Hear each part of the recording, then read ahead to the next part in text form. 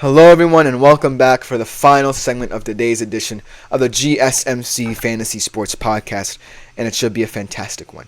You guys have been loving the Euro segment, so I thought, why not have it make its triumphant return in the form of me reviewing a team in terms of fantasy implications, who you should roster from this specific team for your Euros fantasy squad for the upcoming tournament. And I thought I would start off with one of the most talented squads, top to bottom, in the Euros this year. A team looking to break through after over 56 years of hurt. They never stopped me dreaming. That is the England squad, the Three Lions. I think that this team, in terms of fantasy, should be very exciting to discuss. And so without further ado, let's get right into it. Now, obviously, when you look at this England squad, you might be having a hard time choosing who to roster just because of how fantastic each and every single player is. So I'm just going to go through position by position and see what happens and overall give my opinion on who I think is a good option and who I think maybe you should shy away from. So let's start at the very top with the world's best striker, Harry Kane. Now he's the most expensive striker, so I highly recommend that if you build from top to bottom your Euros fantasy squad, unlike a guy like me who wishes to build bottom to top and maybe save a little money for a big swing like Harry Kane, I do think you should take him immediately. I think he kind of fits more into a team built top to bottom. You'll be happy to throw your money at him, mainly because of the fact, A, he's their penalty taker. B, he can drop deep into the midfield and provide assists. C, he's just an all-around fantastic player that will really help this young England squad. He will benefit from the youth in this squad. I think that it will allow him to just focus on goal scoring. Obviously, he'll take the penalties as well. He should have a boatload of penalties in this tournament. So Harry Kane is as good as gold at the striker position, should you want to take a flyer on him as a more expensive option, because he's worth it. Now, speaking of youth in this England squad, they have a dearth of it. They have a fantastic amount of youth in this squad. They have bucket loads of youth in this squad. And it all starts off with one of their most valued players in Jude Bellingham. Now, in my mind's eye, Jude Bellingham isn't necessarily going to help you in terms of goals and assists. I think he's a very creative player, and obviously domestically at Real Madrid, he kind of proves that notion wrong in terms of goals and assists because he had a fantastic goal-scoring campaign. But I think his main job at the Euros is going to be A, to recover balls, and B, progress the field of the pitch to guys on the wing, where I expect most of England's production to come from. And that for that reason, I think that Jude Bellingham might be valued a little bit more highly. I still love him. I still think that he is going to be one of the young stars to watch at this Euros. He's just growing and growing exponentially as the seasons go by. And so Jude Bellingham, while not a player I would want to take a flyer on in my own Euros fantasy squad, I think can be an interesting sleeper pick if you want a guy who's more known for ball recoveries and a guy who can maybe stick a long-range goal into the back of the net on his day. But in terms of young midfielders who I think will immediately I would want to slot into my squad, how about Phil Foden? He's a winger. He's a hybrid player. He is a midfielder who can drop centrally. Phil Foden had a fantastic domestic campaign at Man City. Over 21 goal involvements in a Man City kit. I think he's going to have an outstanding Euros. Wherever Gareth Southgate puts him, I think he will thrive in this squad. He is truly a star.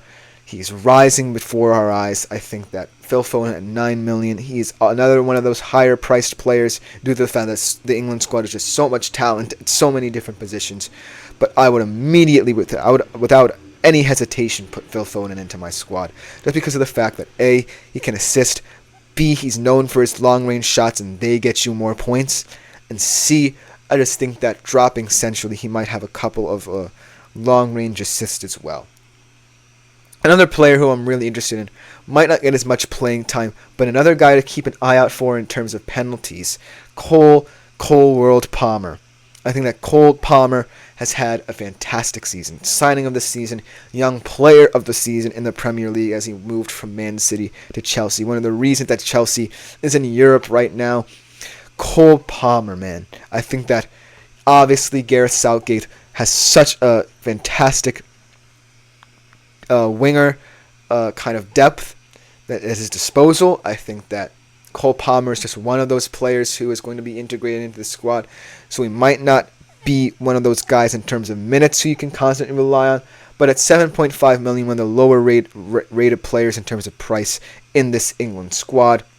So if you want someone who can come off your bench, maybe, I can see Cole Palmer being that guy for you. I think he's going to have a nice little Euros, maybe score a penalty kick or two, and get to do the Cole World celebration, one of the best in the game, in my humble opinion. One of the things that I really love about England, and you should really love about them, should you want to roster a lot of England players in your Euros fantasy squad, is the fact that most of their goals, due to Gareth Southgate's system, comes through set pieces. England, when it comes to dead ball scenarios, free kicks, penalties, corners, are one of the best teams in the world. They thrive in those positions because of the fact they have so many creative wingers who can win fouls, get in the box. They are one of the teams to watch in the tournament if you want a lot of goals scored from those situations. 5 of the last 6 English goals, both in qualifying and in friendlies, were from dead ball, so look out for them. You always want to poach a goal or two for your Euros fantasy squad, so be wary of that fact. However, let's transition from the positives of this England squad and their attacking talent to the negatives of this England squad and their defensive questions. Now, I'm not saying their defensive players aren't fantastic. They have 2 of the best defenders in their backline right now, in Kyle Walker and John Stones, if and when he's fit. But they really are the only 2 guys in their defense now with that experience. Obviously, Luke Shaw is also coming back from injury, and Harry Maguire was left out of the squad, surprisingly, due to the fact that he did not have a fantastic domestic campaign. And now only Kyle Walker and John Stones really have that veteran nous in that back line. And at 5.5 million and 5 million, yes, they're very cheap, but I would shy away from the England defense. That being said, I do have Pickford in net. I do think Pickford might be one of those leaders for England to really help integrate newer defenders like Mark Gahey or Tyrick Mitchell or whoever Gareth Southgate decides to put in those positions.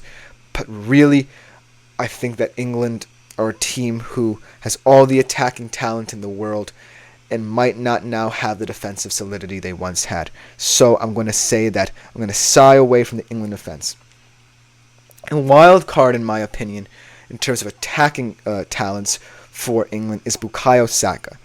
There are going to be a lot of questions about the England position, and a lot of people think that Bukayo Saka has that wing position down pat. I think he definitely had a fantastic domestic campaign at Arsenal, but still I think that right now Bukayo Saka, should Cole Palmer be viewed by Gareth Southgate to be one of those players that he wants to give more minutes, I do think Bukayo Saka might fall by the wayside at 8.5 million.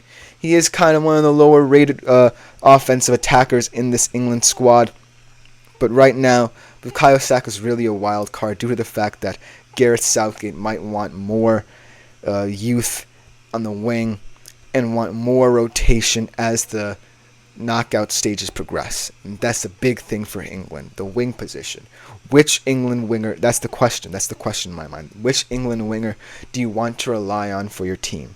Foden, Saka, or Palmer? That is going to have to be answered. Ultimately, though, I think England is going to be one of the most exciting squads in terms of fantasy should they go deep in the tournament. They definitely have a very high ceiling. I think they can make it all the way to the finals. They have the players to win it.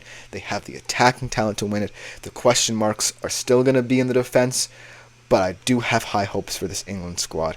In terms of fantasy, they are going to be one of the most scrutinized because of the fact that any of their players in the midfield to their attack can produce, and so I'm going to be keeping my eye on them for quite some time.